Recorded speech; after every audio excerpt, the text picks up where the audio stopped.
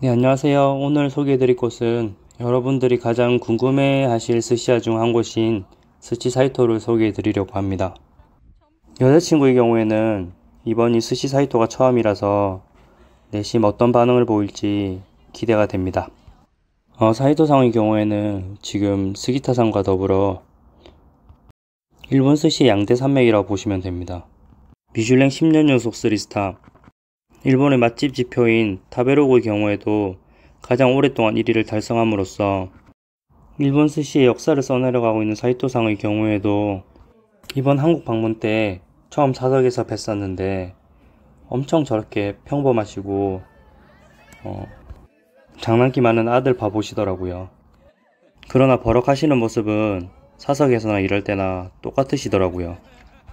일본의 스시 장인인 사이토상이 한국 음식을 가장 좋아한다는 게 엄청 신기하더라고요. 하지만 저 봉피항의 평양냉면은 계속 고개를 갸우뚱하면서 제대로 맛있게 드시진 못한 것 같습니다. 네, 저희는 지금 막 스시 사이토 입구에 도착했습니다. 스기타상의 경우에는 매번 저 노래의 색깔이 바뀌는데 사이토상의 경우에는 그 계절에 맞게 저 꽃이 매번 바뀌더라고요. 그렇게 많이 와봐도 저 스시 사이토라는 글자를 보며 정말 심장이 떨리네요. 이날은 평소와 다르게 저 천장 쪽을 한번 찍어봤는데 저기 보니까 여태까지 몰랐었는데 저기 부적 같은 게 있더라고요. 제가 잘 모를 수도 있으니까 혹시 만약에 부적이 아니면 이 영상을 보고 알려주시기 바랍니다. 이번 스시 사이토의 경우에도 사이토상 은혜 덕분에 이렇게 메인 카운터 정중앙에 앉게 되었는데 그럼 한번 시작해 볼게요. 보통 스시 사이토의 경우에는 첫 츠마미가 차가운 전복이 나왔는데 이날의 경우에는 달달한 안키모로 시작했습니다. 사이토상의 저 크리미하고 고소한 시라코는 언제 먹어도 일품인 것 같습니다. 요즘에는 사이토에 좀 스텝들이 많아져서 보통 저 츠마미는 좀 직원들이 많이 준비하는 편인데 이날은 사이토상이 엄청 정성스럽게 저렇게 하나하나 데코에 신경 쓰시고 계시더라고요. 저 가다랑의 경우에는 껍질만 살짝 숯불로 아부리해서 정말 껍질이 바삭바삭하고 맛있었습니다. 사실 이 다음 날에도 스기타를 갔었는데 저 코모치 야리까는 스기타나 사이토에서 먹었을 때 두 군데 다 정말 맛있었습니다. 3, 4월쯤이 가장 알이 많고 맛이 있을 시기인데 저 알이 엄청 크리미하고 저 달달한 소스랑 정말 잘 어울리더라고요.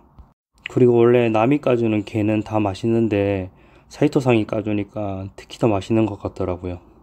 이날은 생각보다 쯔마미가 많이 안 나와서 바로 이제 니기리로 들어가는데 사이토상 같은 경우는 저렇게 네타를 한 점 한 점 다 썰어서 이렇게 무지개처럼 깔아놓고 니기리를 하는 게 특징입니다. 이렇게 깔아놓고 니기리를 하니까 참 보는 맛이 있더라고요. 사이토상의 경우에는 항상 저 마다이로 시작하는데 딱 첫 점을 입에 넣는 순간 굉장히 샤리 온도감이 따뜻합니다. 근데 이날의 경우에는 조금 와사비가 많아서 약간 매웠습니다. 두 번째 점은 살짝 껍질을 구운 킨메다이입니다. 사이토상의 경우에는 이 스나 간이 조금 약한 편인데 기름기 많은 킨메다이 금눈동과 정말 잘 어울렸습니다. 자, 이제부터 사이토상의 니기리 영상이 나오는데 저 역동적인 모습만 봐도 진짜 정말 멋있지 않습니까? 니기리를 정말 간결하게 지면서 정말 앞에서 보면 감탄사가 절로 나옵니다.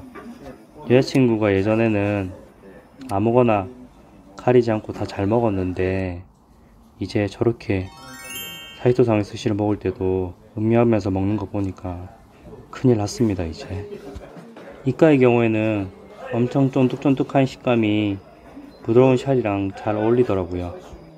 이건 주변 분한테 들은 얘기인데 사이토상의 경우에는 니기리 그 사이즈가 정말 일정하거든요. 얘기를 들어보니까 밥알이 5알 이상 차이가 안 난다 하더라고요. 다른 니기리랑 비교해서도. 그런데 니기리 지는 모습만 봐도 충분히 그럴 수 있다는 생각이 듭니다. 사이토상의 니기리의 경우에는 사이즈가 크지 않아서 남성분들보다는 아마 여성분들이 좀 더 선호할 것 같다는 느낌이 드네요. 제 여자친구 빼고. 참치의 경우에는 스시 아라이와 더불어 일본에서 가장 큰 참치 회사인 야마유키 거를 사용하거든요. 저 짭조름하고 담백한 사이토상의 아까미는 입에 넣는 순간 녹아버립니다. 저는 개인적으로 사이토상의 가장 아름다운 니기리 중 한 점이라고 생각하는데 정말 아름답네요. 보통 다른 스시야에 가면 이렇게 참치를 먹으면 좀 지방이 너무 많아서 느끼한 경우가 있는데, 사이토상의 참치의 경우에는, 츄토로의 경우에는 적당히 기름진 그런 참치와 그 다음에 따뜻한 샤리가 굉장히 잘 어울립니다. 아까 초반에도 잠시 언급해 드렸는데, 사이토상의 샤리의 온도감은 초반부터 끝까지 정말 따뜻하게 잘 유지가 되는 것 같습니다. 네, 다음 니기리는 사이토상의 대표 시그니처 정갱이입니다. 다들 사이토상의 최고의 한 점을 뽑을 때 정갱이를 뽑더라고요. 그래서 저도 처음 딱 먹었을 때 왜 다들 그렇게 추천하시는지 대신 공감이 가더라고요.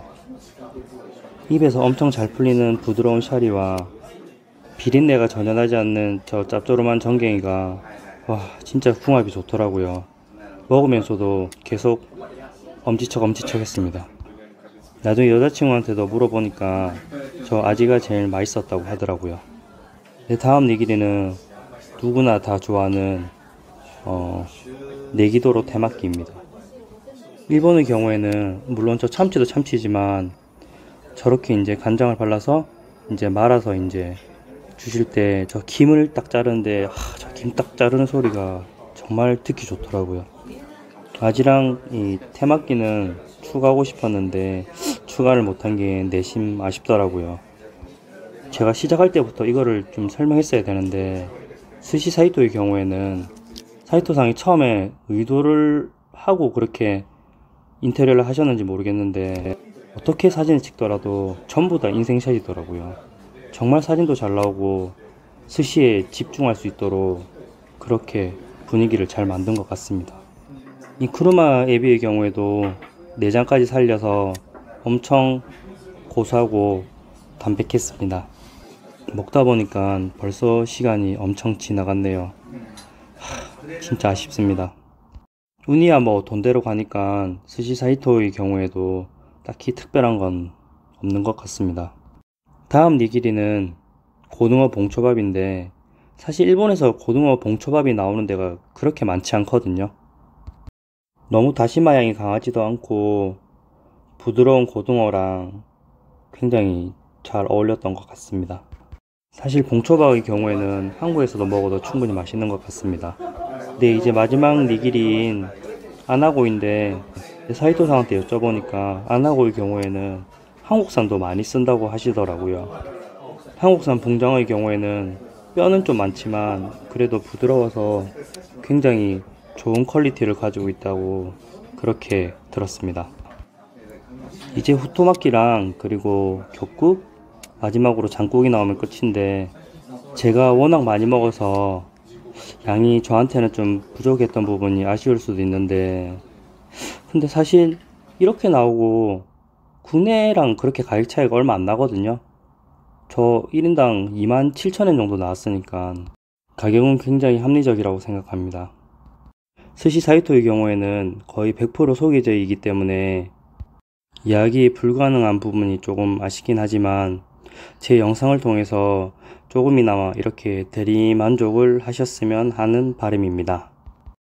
이 영상을 찍은 그 다음 달에도 사실 스시 사이토를 또 방문했거든요. 다음 편집 영상 때는 좀 더 맛에 대해서 구체적인 설명을 해드리도록 하겠습니다. 요즘 맛에 대해서는 사실 스기타상이 좀 더 우세한 건 사실인데, 스시에 대한 카리스마 자체는 저는 사이토상한테 또 손을 들어주고 싶습니다. 감사합니다.